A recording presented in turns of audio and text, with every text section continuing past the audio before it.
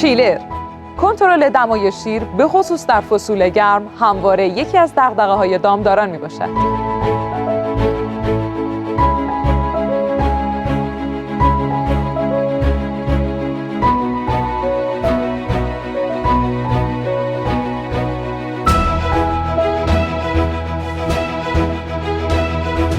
این دستگاه به صورت مداوم شیر تازه دوشیده شده را در دمای 4 درجه سانتیگراد نگه می‌دارد و به پایداری آن کمک می‌کند.